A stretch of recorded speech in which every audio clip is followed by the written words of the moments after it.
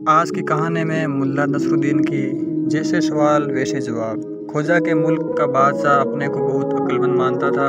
वह अक्सर तरह तरह के कठिन सवाल पूछकर दूसरों को नीचा दिखाने की कोशिश करता रहता था। एक बार उसने 12 विद्वानों को बुलाकर उनसे पूछा कि पृथ्वी का केंद्र बिंदु कहाँ है।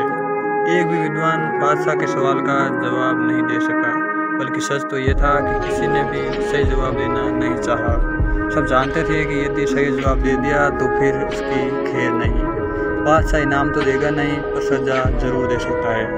दरअसल बादशाह ने अपने मुल्क में खगोल विज्ञान या आकाश विज्ञान की खोज परख के लिए जो ज़रूरी उपकरण चाहिए होते हैं, वे कभी न तो राज्य की तरफ से किसी को दिए और न ही बाहर से आने दिए। यही नहीं, उसने जितने भी वैज्ञानिक प्रयोगशालाएं बनवाई थी उन्हें नष्ट करवा दिया था। कोई वैज्ञानिक इन सब के बावजूद कहीं किसी खोज में तो नहीं लगा है। यही जानने के लिए अक्सर वे उन्हें बुलाकर कोई न कोई सवाल पूछा करता था। और जब वे सब ये कहते हैं कि उन्हें इसका उत्तर याद नहीं या मालूम नहीं, तब भी सोचकर बहुत खुश होता कि इसके राज्य में कोई उसकी आज्ञा का उल्लंघन नहीं कर रहा है। इस बात भी ये देखकर कि कोई विद्वान उसके सवाल का जवाब नहीं दे सका, बादशाह बहुत खुश हुआ। उसने पूरे राज्य में मुनादी करवा दी कि जो कोई मेरे सवाल का सही जवाब देगा उसे ढेर सारा धन इनाम में दिया जाएगा, लेकिन अगर जवाब गलत मिला तो सजा जरूर मिलेगी। मुनादी करने के साथ ही बादशाह ने इश्तहार छिपवा कर जगह जगह लगवा दिए। ये सुनकर खोजा ने मन ही मन में निश्चय किया कि अपने विद्वानों का मजाक उड़ाने वाले, उन्हें डराने वाले और उन्हें उनके ज्ञान का विस्तार न करने देने वाले इस बादशाह को वे सबक सिखा कर ही रहेगा। यूँ तो बहुत से लोगों ने उस मुनादी को सुना, उन इश्तहारों को पढ़ा, लेकिन कोई भी बादशाह के सवाल जानने नहीं गया। अलबत्ता खोजा अपने गधे पर सवार होकर राज दरबार की ओर चल पड़ा। खोजा ने तय किया था कि वे महल में पहुंचते ही बादशाह को बारी बारी से हर सवाल का ऐसा जवाब थमाएगा कि बादशाह भविष्य में किसी भी विद्वान से तो दूर की बात आम जन से भी कोई सवाल करने से पहले 10 बार सोचेगा। खोजा को इस बात का इल्म था कि गैर मुल्कों में उसके बादशाह की सनक के चलते खासी फजीयत होती है।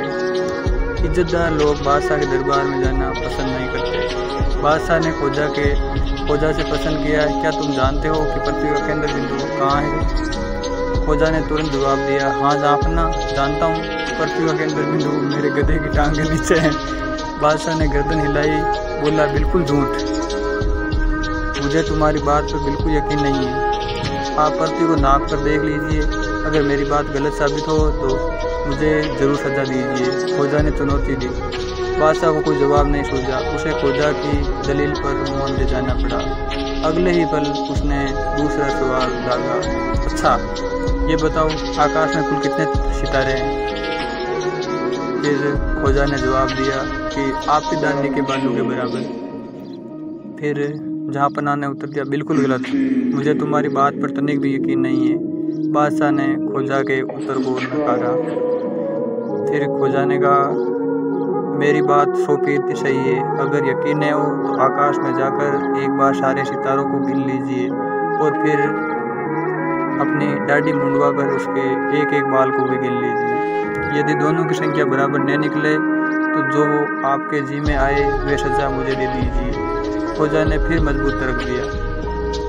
अपनी दाढ़ी मोड़ने की बात सुनकर तो बादशाह ने इस सवाल पर और बहस करने का इरादा ही छोड़ दिया और अगला सवाल कर दिया, अच्छा तुम मुझे ये बताओ कि मेरी दाढ़ी में कितने बाल हैं? सही संख्या बताओ और वहीं खड़े खड़े बताओ। खोजा ने एक हाथ से अपने गधे की पूंछ उठाई और दूसरे हाथ से बादशाह के मुंह की ओर इशारा करते हुए कहा, आपके दाढ़ी के बालों की संख्या मेरे गधे के पूंछ के बालों की संख्या के बराबर है। यह सुनकर बादशाह बौखला कर बोला, बदतमीज कहीं का, ये कैसे मुमकिन हो सकता है? खोजा के चेहरे पर जरा भी शिकन नहीं आई। उसने अनुरोध किया, जहाँपना, जैसा कि मैंने पिछले सवाल के जवाब में भी कहा था, आप अपनी दाढ़ी के बालों को गिन लीजिए और फिर मेरे गधे के पूंछ के बालों भी गिन लीजिए। दोनों बराबर नहीं निकले तो जो सजा आप चाहे मुझे दे दीजिए। खोजा की दलील सुनकर बादशाह थोड़ा नरम पड़ते हुए बोला, अच्छा खोजा, ये बताओ कि किसी के जनाजे में आगे की ओर रहना ठीक होता है या पीछे की ओर। खोजा को समझते रहने लगी कि बादशाह अपनी जेब मिटाने के लिए बात पलट रहा है। उसने भी बारी बारी से जवाब दिया, बादशाह सलामत, मेरा तो मानना है कि ताबूत के आगे या पीछे रहने से कोई फर्क नहीं पड़ता, अलबत्ता उसके अंदर रहना ठीक नहीं है। ये सुनना था कि बादशाह ठहाका मारकर हंसने लगा। उसने सवाल जवाब का सिलसिला वहीं ख़त्म किया और उठकर महल की तरफ चल दिया। हमारे चैनल को सब्सक्राइब करें, लाइक करें एंड शेयर करें। धन्यवाद।